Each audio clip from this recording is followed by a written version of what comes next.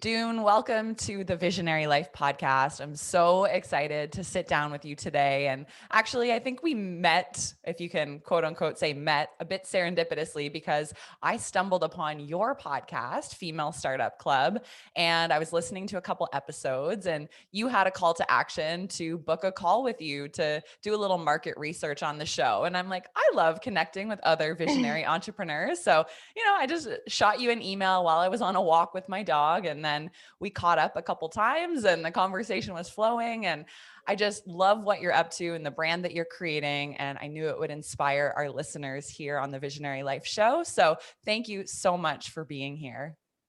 Thank you so much for having me. I'm super excited.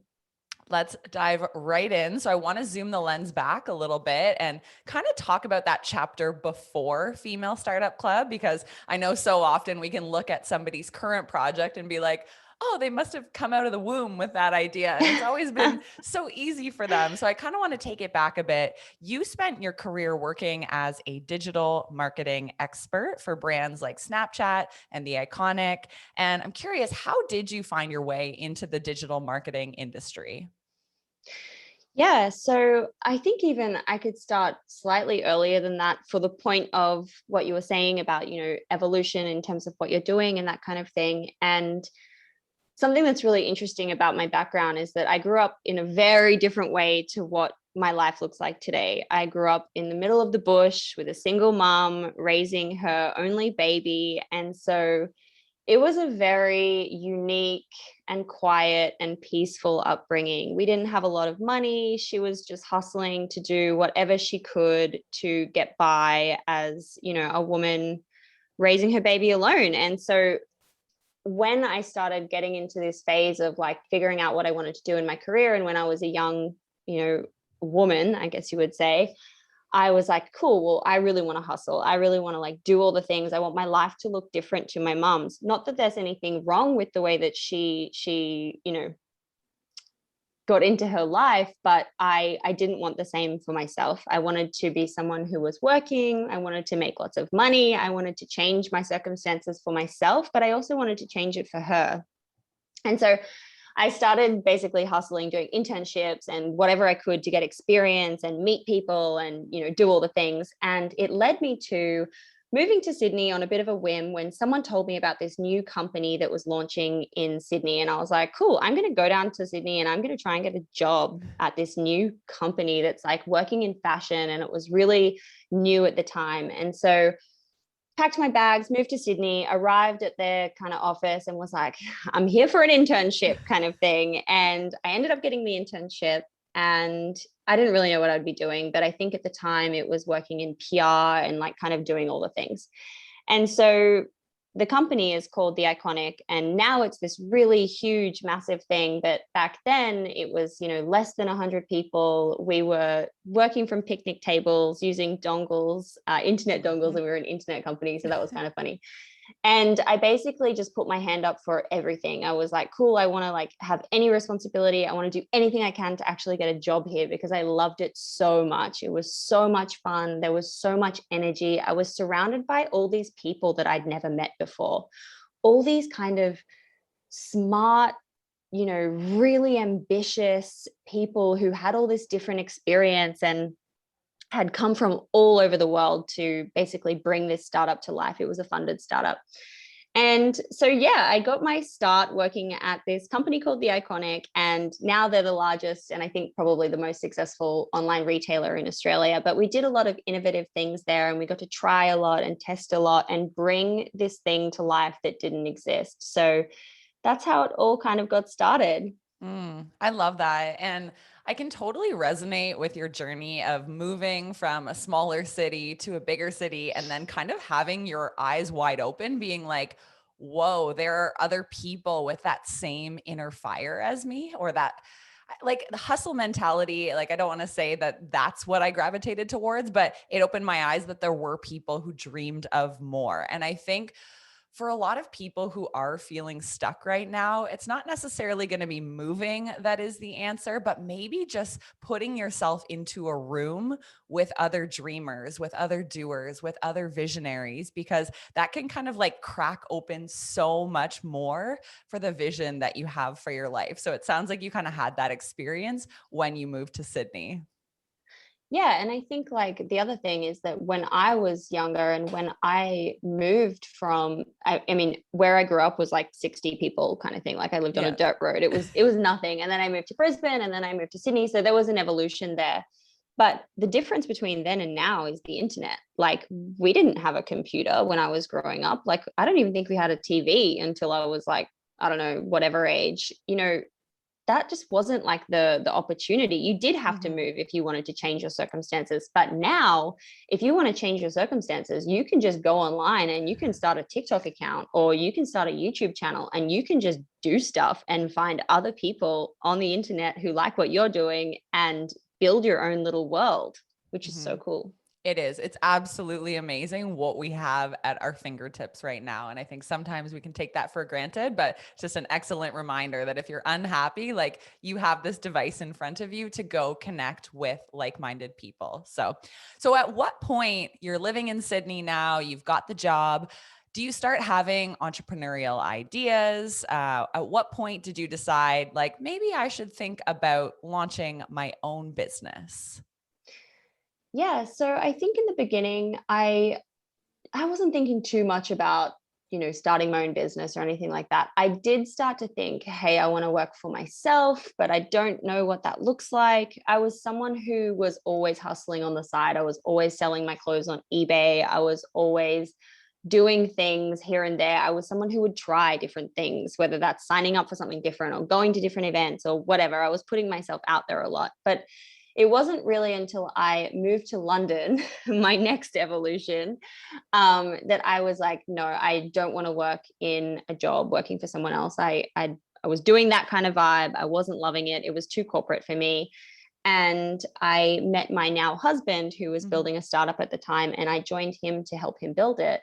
And that kind of got me on this track of, yeah, I'm going to do my own thing and become my own boss. And so during that time, I was building the content agency side of his business alongside him and a team of really cool young people. And we I guess that kind of gave me the taste of doing things for myself, but it wasn't necessarily what I wanted to do yet. Like I still hadn't found the thing that I was going to kind of evolve into, if that makes sense. So you're working with your husband, you're kind of developing that content agency side of their business. So was there a moment when you started to feel a little stagnant and like you knew you needed to seek out that next thing? And if so, like how did you find that next chapter? Yeah.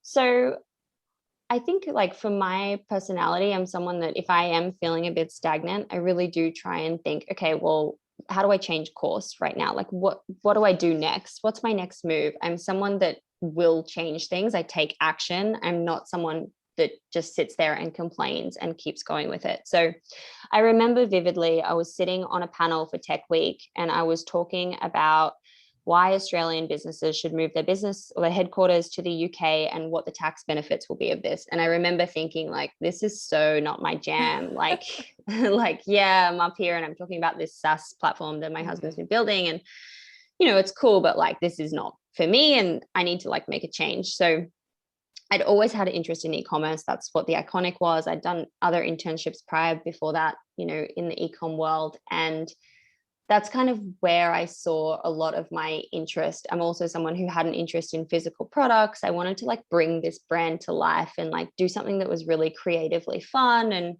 it just so happened that I landed on jewelry. And so at the time, and I still am, I'm someone who loves sparkles. I'm over the top. I like the maximalist thing and stumbled upon jewelry. And I was like, cool, this is what I'm going to do. I'm going to create my own D2C e-commerce brand. It was called Kinks at the time. Well, actually, it was called THTY first, but then I changed the name to Kinks. And yeah, I started building this brand from my bedroom and, selling to all these girls all over the world and doing all this fun stuff. and learned a lot, basically. Mhm. What were some of the highlights of your time building Kinks? Like you said, you learned a lot, but I'm sure there are some very memorable moments of that chapter. I'm curious, what are some of the things that stand out to you as highlights or wins or successes that you experienced in that time period? So many highlights. It was such a cool experience. The brand was really sparkly and really Mhm. cute. So the highlights was definitely the community of women who were like, I just love your jewelry. I love this brand. I love what you stand for. That was really cool. But the brand took us all over the world. It took us to China. It was my first time going to China, which was just like the most eye-opening experience of my life. I had the absolute best time there and just realized, wow, this place is just like nothing else. Mhm. It took me to Thailand. It got us to move to Bali in Indonesia for 6 months when we moved our production there, which is, a whole Wow. other story. It took us to Paris Fashion Week, which was super fun last year. And yeah, it was a really cool experience. And I think there were so many highs, but I also really figured out during that journey that what I had learned from e-commerce and what I wanted to do was not necessary. I didn't pick the right product. So Mhm. love e-commerce, love building the community, love the opportunity there, but I picked the wrong product. Yeah. Interesting. And so did you then decide to put that project on hold, or where does the brand exist today? So I didn't decide to put it on hold at that point, but I was starting to think like, oh yeah, when you think about brands like Hi Smile, it's an Australian brand. It does teeth whitening. You've probably seen it on the internet. If Mhm. you think about those kind of brands, they're able to leverage kind of and layer marketing on top of themselves because it's a one product store, or it's like something that doesn't really change in terms of their offering, right? So you're able to stack the marketing and kind of consistently grow that, education and awareness piece around this one thing or a few Mhm. things, whatever.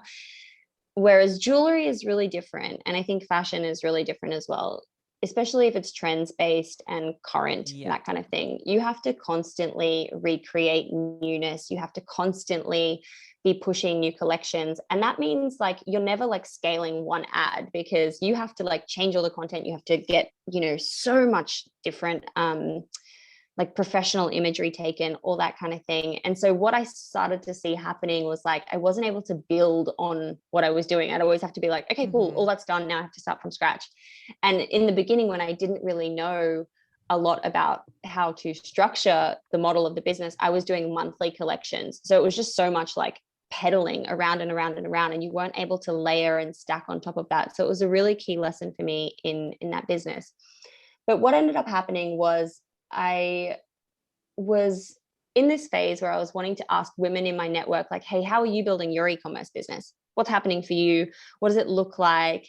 How much revenue are you making? Like, how much money do you need? What's your acquisition cost? Like, all Mhm. these kinds of questions. And even if they weren't in e-commerce, people who were starting tech startups, people who were doing X, Y, and Z. But I was having these really cool, transparent conversations. And I was like, this is so interesting. And it also kind of like further kind of showed me that maybe I'd chosen the wrong product or I hadn't approached it in a way that worked for me. And so I was asking these people, hey, can I share these conversations on social media kind of thing? And as this kind of is that if essentially as Female Startup Club came to life, I then sort of wound down Kinks and decided like I still want to do e-commerce. I still want to be in the e-commerce space, but Kinks isn't the right thing. Mhm. And I don't know what the right thing is yet. So as Female Startup Club evolved more, I just kept leaning into that and kind of decided to stop Kinks. It doesn't exist. I mean, the Instagram exists, the website exists, but we Yeah. don't operate anymore. Mhm. And I love that you allowed yourself to follow your curiosity. Like there would be some people who would just say, all right, well, I've built a good thing. I made it to Paris Fashion Week. I have my own production. I'm launching these collections. Just stick with it, grind it out. Like this is going to be my future. but it sounds like your curiosity started to lead you in another direction. And maybe you didn't know exactly what that was. It was just like, I'm just asking a lot of questions and I want to connect with other females. But you obviously allowed yourself to kind of walk down that path and just explore what's there for you. And I think that that is such an amazing mindset to just approach every single day with, that you never know where that next door is going to open for you. And that potentially curiosity is one of the most important character traits in the world, right? Asking others questions, having that curious mindset of, hey, you've done something I've never done before. Can you teach me, or can you show me, or can you tell me how you did it? And I think so often, especially as women, we're a bit timid to ask one another because we think there's going to be this wall, or that there's this inherent competitive nature.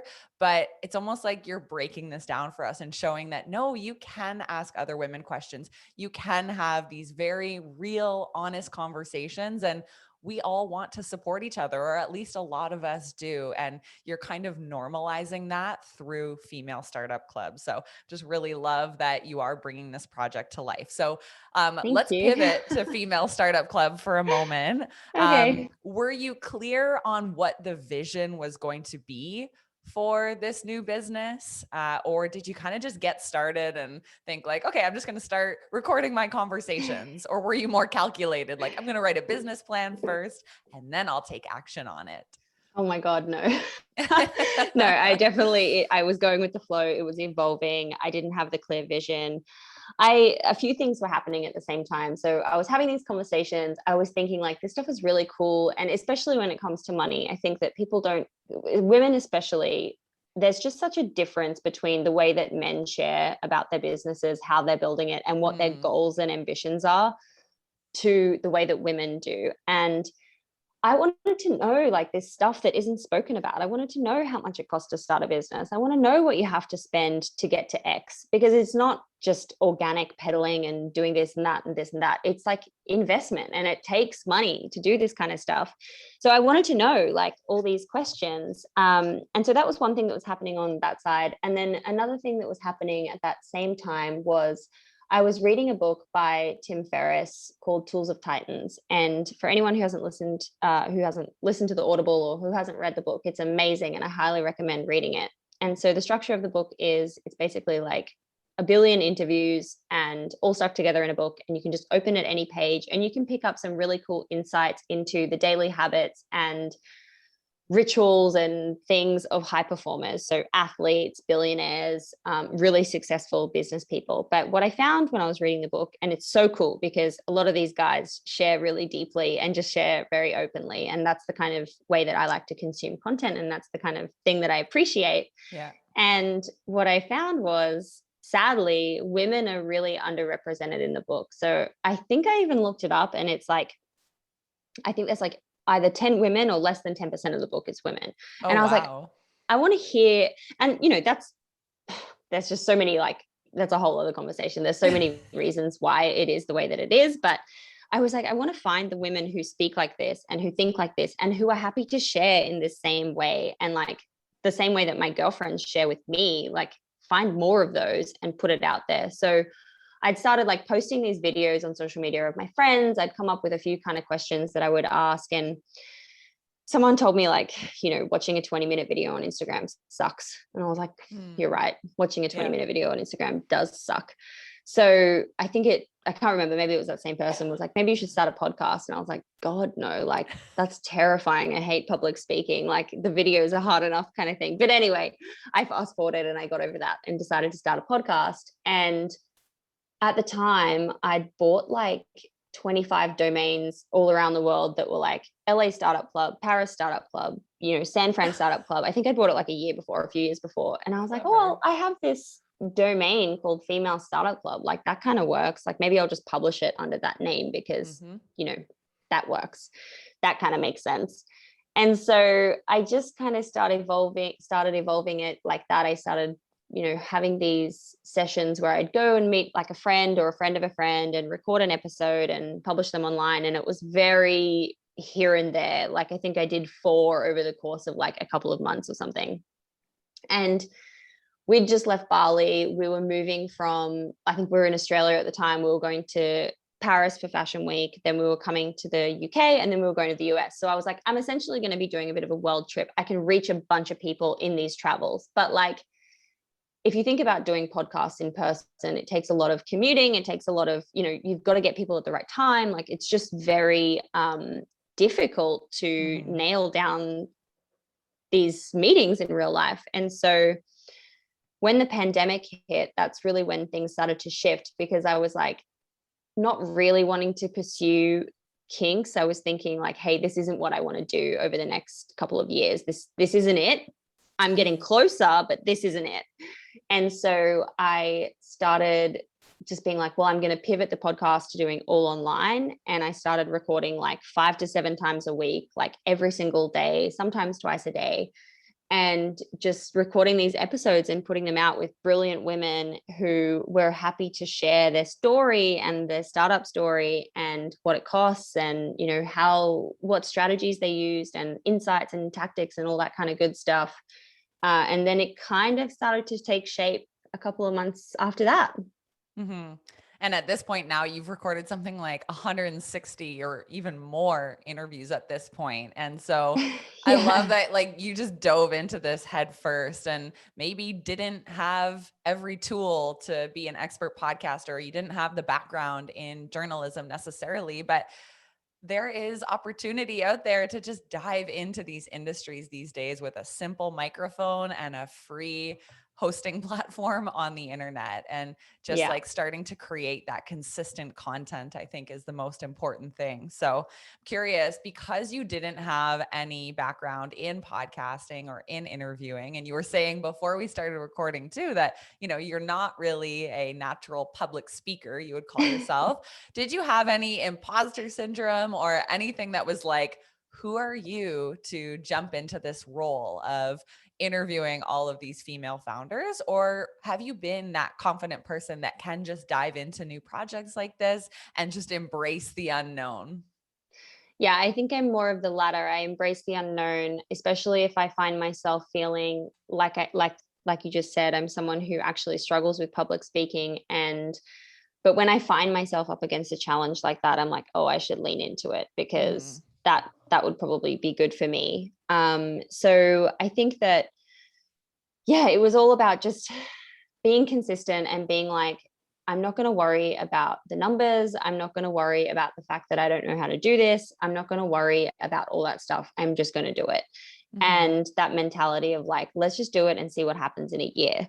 Let's just do it and see what the next episode is like. Let's just put one foot in front of the other. And it really is about that consistency. It's about making a commitment and being like, okay, no matter what, I'm going to do this X amount of times per week or per month or whatever, and keeping consistent with the goal and just kind of going for it and going with it without like thinking too much along the way, and just seeing where you get to. And I think another thing that really helped me early on, which is something that I tell people who are going to start this journey of, whether it's a podcast or whether it's a YouTube or something like that, is what helped keep me accountable in the beginning was I found a sponsor from the get-go. So I found someone who was really aligned with my mission, who really understood what I wanted to build, and they were happy and excited about coming along for that journey. And by getting that sponsor, I was like, I am accountable. I'm getting paid to create this now, so I need to show up and keep at it.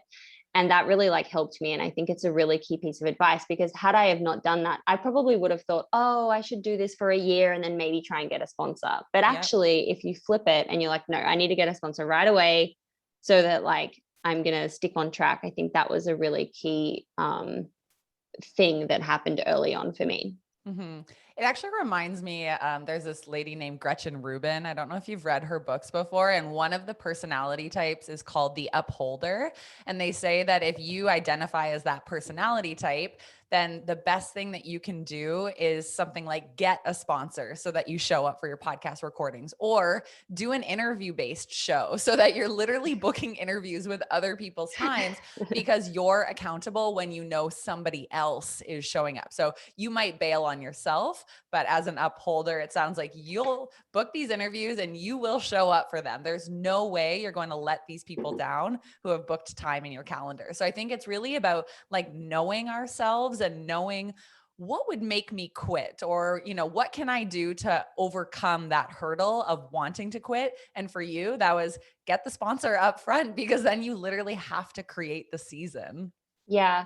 And I think another thing though, as well, is like, for me, the goal wasn't necessarily turn this into a business. It wasn't anything like that. For me, the goal was to learn. So I wanted to connect with these women who I really admired, who I was already a fan of their brand, buying it, consuming their content, whatever. I truly wanted to learn how they were building their business. I was super excited about that.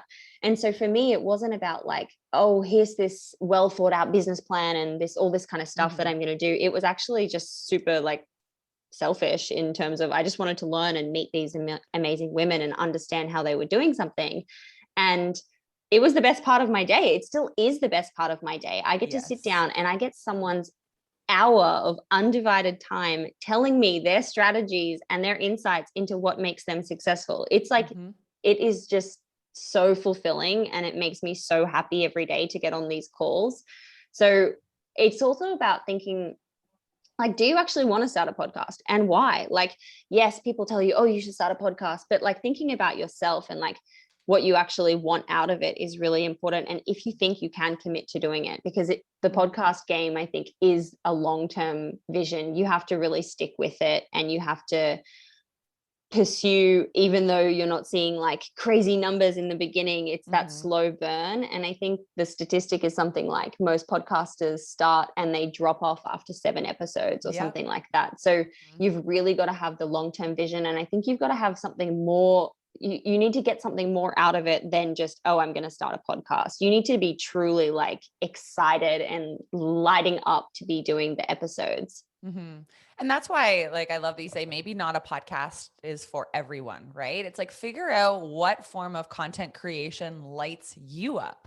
Maybe you love being in front of the camera and you're better on YouTube, or maybe, you're more introverted and you don't want to talk to people, and writing blogs is a great idea for you. And you can still do that interview format. You can still connect with other amazing people and feature them. But I think, one of the very strategic things that you have done is, instead of just relying on constantly building your own audience and like talking about yourself and building like that personal brand, you're spotlighting others. Like, you're turning the spotlight around on everyone else, which in turn builds your platform. And I think for a lot of people who feel like they don't really necessarily want to be in the spotlight, doing interview-based shows or doing just like various pieces of content where you're actually just sitting down with someone else and asking them questions is such a nice like middle ground, where you're the knowledge broker. Like, you're the person that's taking it all in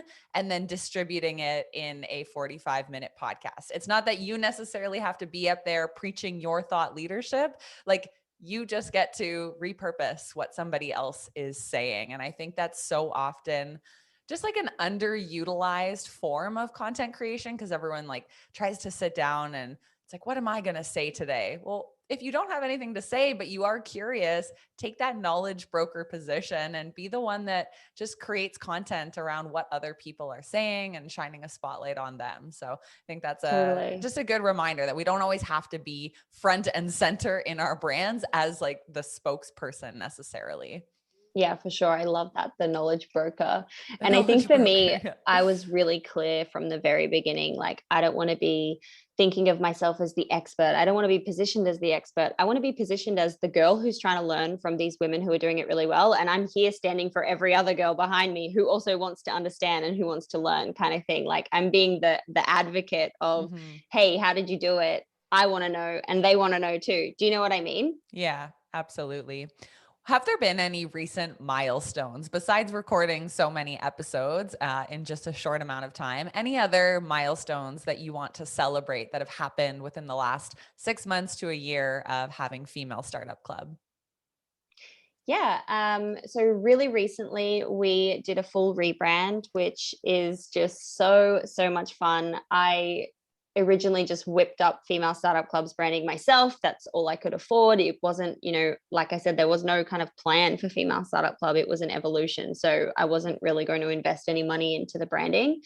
But I always really wanted to bring the actual vision to life of what I had in my head. And so we just launched that this week, and it's just been such a positive response. It's really a reflection of who I am as a person, what I love as a person. I'm very like over the top, I'm maximalist, I'm bold, and I wanted all that to come out in a really fun brand that was like not stuffy, some educational, boring hoo-ha. Like I wanted it to be fun and for other people to feel joy and positivity when they see it. And, I like to say that Female Startup Club is your hype girl in business. We are modern, we are out there, we're like there to lift you up and empower you in business. And I wanted the brand to reflect that.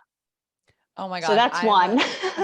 I want to pause there first because I'm obsessed with this concept of becoming more of who we are in our businesses. And I love that you recognize about yourself that you're sparkly, you're fun, you say you're maximalist, and you were able to translate that into the brand that you are building. So rather than feeling like, oh, that's just one part of me and I should just put that aside and, be the professional founder that wears the suit and like whatever Yeah. stories we have told ourselves in the past of what it means to start a business or be a CEO or be a founder. And you've kind of just pushed all that aside and said, no, like I'm going to figure out who I am and how I can best infuse that into my branding and like literally bring myself to life in this new project. And I think that's something that I just want to give every female or every entrepreneur permission to do that. It's like, what colors do you love? What are those fonts that you're really attracted to? What kind of clothing do you wear? And like, how can I put this like cheetah print in, my podcast cover art if I love it so much? And just paying attention and being on that journey of self-discovery can so often lead to business growth. Absolutely. And I think like, especially for Female Startup Club, where I just wanted it to be something that was something that I could do long term, right? Like Yeah. this I can do for 5 years, this I can do for 10 years, this I can do forever. Like I just, wanted to bring something to life that was truly, I could look back and be like, yeah, I just did what I wanted to do. I created what I wanted in the world kind of thing, not based on all this heavy research in terms of, oh, well, these are the colors that are working at the moment, or this is this. It's a digital brand. It can evolve, it can change next year. Like I don't have to think about the packaging for Female Startup Club, right? Like we can change our brand every year if we want to. Like it's fine, it's digital. And I think that's very different to if you're creating a brand that has physical products and you do have to have packaging and point of sale systems and things that people need to recognize. So, in growing this community and in finally reaching more and more people, what have you found to be some of the best success strategies in growing your reach and in growing your audience? Mm-hmm. So one thing that's really key, and we touched on this before, is consistency. I think, just the way that there are algorithms on social media platforms, there are algorithms on the podcast apps like Apple and that kind of thing. So consistency is really key. The next two things that I would say are really important for my style of show, which is interview style, is the distribution that's built in from the guests that you have. So if you are having guests that are notable or they are, they're written about in the media, they have their own following, they have their own communities, you're inherently going to find new listeners that way and expand your audience and your community through those women, in my case, women. But the key thing which funnily enough, I didn't do on purpose. But now that I interview my listeners and I understand how they find me, the key thing, and I recommend this to anyone starting a podcast, is your name. So I had Female Startup Club as a URL. So I just picked that as a name. There wasn't any kind of strategy behind it. But when I talk to women, what they tell me is that 9 times out of 10, they've either been on a Google search, searching something like female startups or female entrepreneurship, or they're on the podcast app searching the same thing. And I am a recommended show. So many people come from the fact that my name is a searchable keyword that people are looking at. And I think it's really important because a lot of the times people are like, oh, maybe I'm going to start a show and maybe I'm going to call it my name. And that's great, like, especially if you're wanting to build your personal profile and that kind of thing. But I think you miss an opportunity to be discoverable. And another thing about, and people can find you through those kind of keywords, but they can also find you through the guests on the show. So if you have a notable guest and they're searching that guest, then you'll appear in like the top Google results, for example. But the name is something that I would really encourage people to truly consider how they can use that as a leverage to find new people. Oh, I love it. And it's such a like back to basics approach. It's like, instead of coming up with this elaborate brand name for your business, can you just call it what it is, right? Because people, they will instantly be able to understand what your show talks about. Whereas if it's called something like totally out there, or if you use your first and last name, or if you just like come up with 3 random words that have nothing to do with what you talk about, they won't have that instant connection. So I think it's like such a simple yet underutilized strategy to find more listeners and to just foster that quick connection with the listeners, to be like, hey, are you a woman? Do you like startups? Like, do you want to be part of a club? And if they feel that connection to the branding behind the words, I think it's an easy yes or no, that's not for me. So I love that you share that strategy. I think sometimes we overcomplicate it perhaps, and we think it has to be something that nobody has ever thought of before. Yeah, and abstract. And I think on the flip side, another thing that also is really important to make a note of is it's also easier for brands or sponsors or guests to be like, oh, I get the concept. I get what this is about. I can align myself with that, versus I've never heard of that person. I'm not interested. Totally. And a really great example of someone who is doing this at the moment, or who did this, in his career, his name's, I forget his last name, but his first name's Sam. He's a billionaire. He's 29.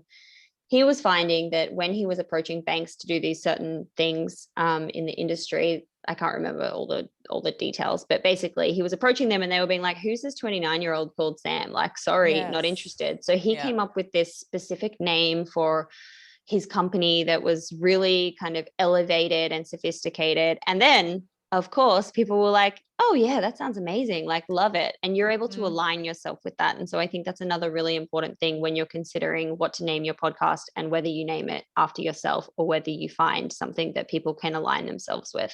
Yeah. And then kind of on another note too, if you're still trying to figure out like who you are and you don't necessarily want to be front and center of your own brand, it is great to be able to kind of dream up who that avatar is, or like, what do you want that alter ego of you to be that will live on, even if you don't want to be the spotlight of the show or of the YouTube channel or of the blog. So yeah, it gives us permission to keep it simple, but imagine that there is, someone besides our first and last name that can be the face of the show. Exactly. So at this point, you've obviously chatted with tons and tons of women. So I'm curious, how are you finding your guests of the show? Because it's a lot of work to be out there, like searching for amazing people on Instagram, TikTok. How do you find the majority of the guests that you feature? Yeah, I mean, just like you said, I just do a lot of legwork. I'm on Instagram. I'm reading publications like Fast Company, like Forbes, like entrepreneur.com. I am keeping note of what people are doing online and adding them to a spreadsheet. Like it's literally as simple as I find someone, I put them in a spreadsheet, and I have hundreds and hundreds of names. It's like essentially a catalog of female founded brands. And I just go through, and it's a numbers game. You email everyone and see like who you get, right? Yeah. And then you follow up. And what ends up happening is that the more interviews you do and the more people that you've had on the show, that they can see, oh, that person's amazing, I love that person, yes, I'd love to be associated with the show.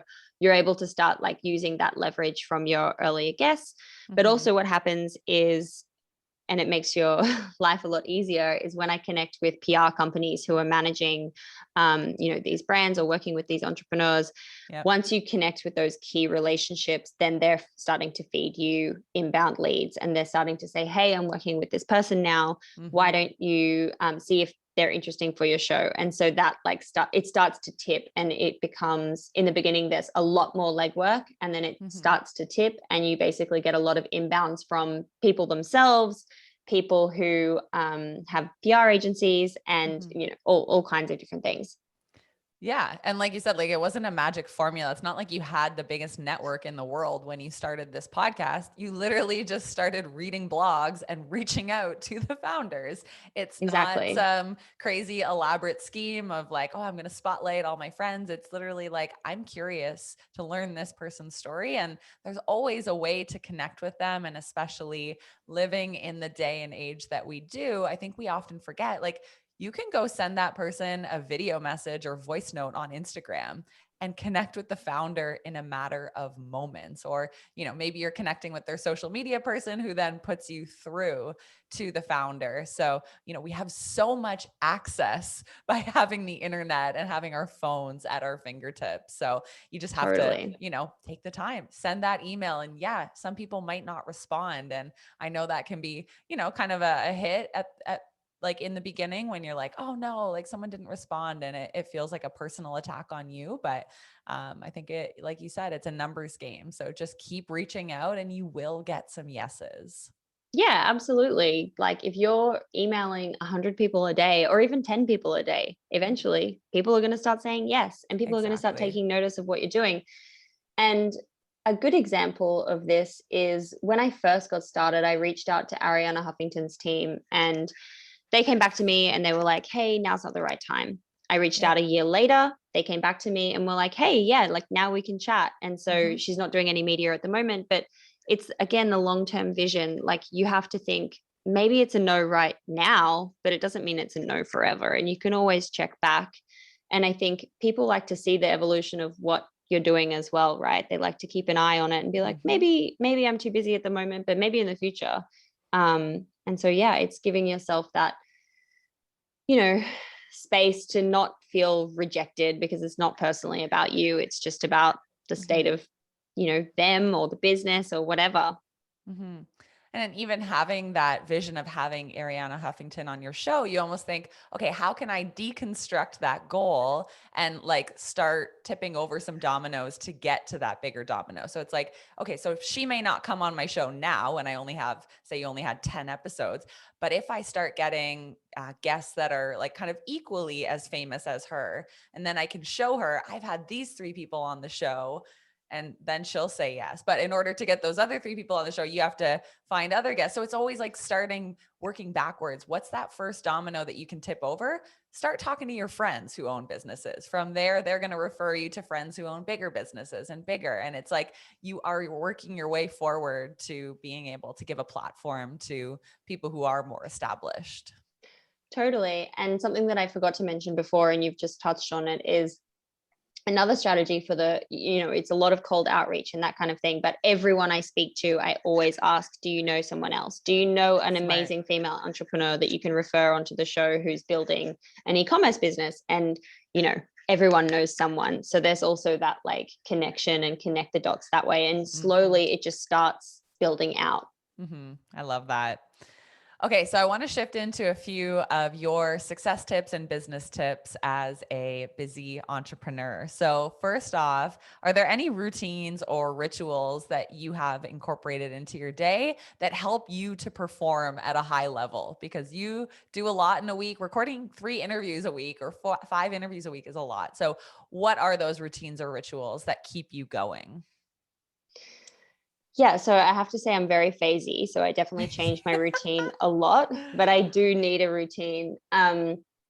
At the moment, it's really simple. It's definitely more of a calming approach. I would say I am focused on my mental health. So I'm meditating as soon as I wake up. I'm meditating as soon as I go to bed. I'm working out every day. I'm also doing things like writing my goals down every day, like big picture, and taking that kind of manifesting visualization approach, which I haven't ever done before. Mm-hmm. So that's what I'm doing at the moment. Last year, I was really into freezing cold showers. I did 4 months of daily ice showers, and that was so crazy and so much fun. I think I'm going to start doing it again, but it's really hectic. But it's the best way to boost your mood when you're getting out of bed. It makes you feel like you can conquer the world. It strengthens your willpower. And so, yeah, I highly recommend that as a ritual to try. I love that. I mean, if you want to move to Canada, then we have 6 months a year where it's actually just so cold outside that the moment I let the dog out, I get that like freezing cold shower effect. It's like, oh, I don't even Totally. need to do this in the shower. I'll just like sip my coffee outside and I'm like, okay, I'm freezing. I'm awake. We're good. Oh my God, totally. I love that. So another thing that you are passionate about is the power of 1% improvements. And just my favorite book is called The Slight Edge. I don't know if you've read it, but it really talks about those incremental changes over time that compound into massive leaps, right?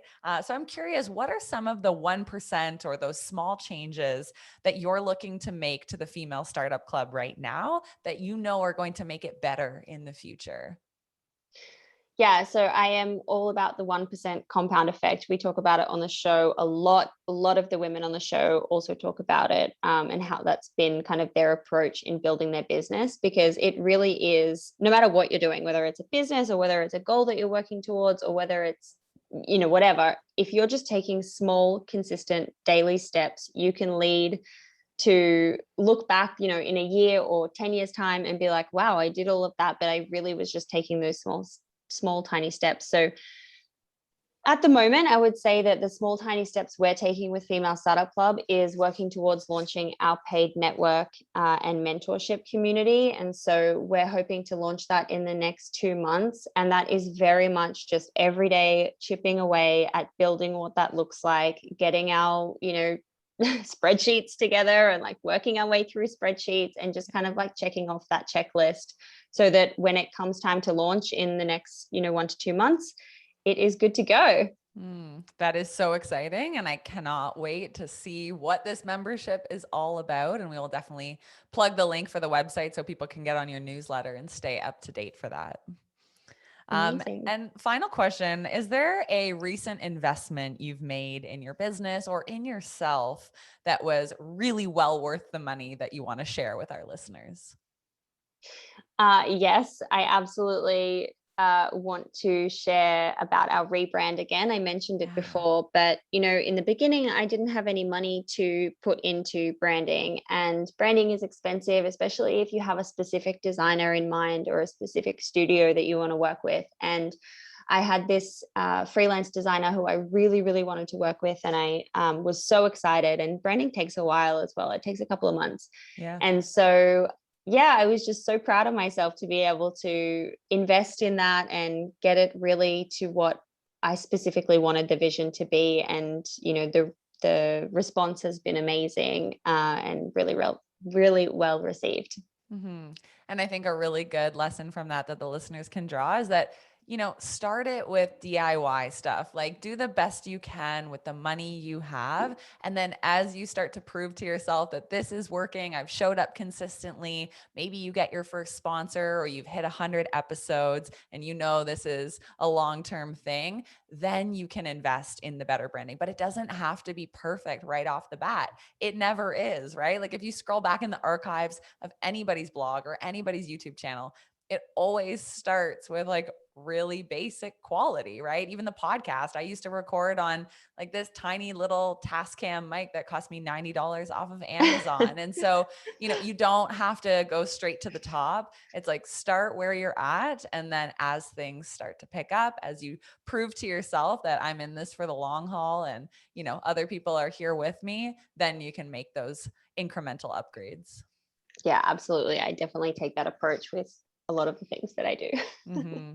Be So scrappy and now just do it. people are probably really wanting to learn more about Female Startup Club, probably listen to the show if they haven't already. So why don't you share all of the places where we can connect with you as an entrepreneur and also with the Female Startup Club? Yeah, so Female Startup Club is just Female Startup Club, all one word, in all the places. You can find our podcast wherever you listen to the podcast. You can find us on Instagram or TikTok at Female Startup Club. You /waitlist, which you'll be the first to know when we open our doors to founding members. And then you can find me in all the places as Doone Roisin, which is DOONEROISIN. I'm on TikTok, I'm on Twitter, I'm on LinkedIn, I'm on Instagram. I'm everywhere. You can slide into my DMs. I love to chat and I love to learn what people are up to. So fun. Yeah, we'll link all of that in the show notes. And thank you for coming on with us today and sharing your background. So, where you were before Female Startup Club, and then really into the journey of building this project and where it's headed. So, we really appreciate your time and wish you all of the best. Thank you so much for having me. This was fun.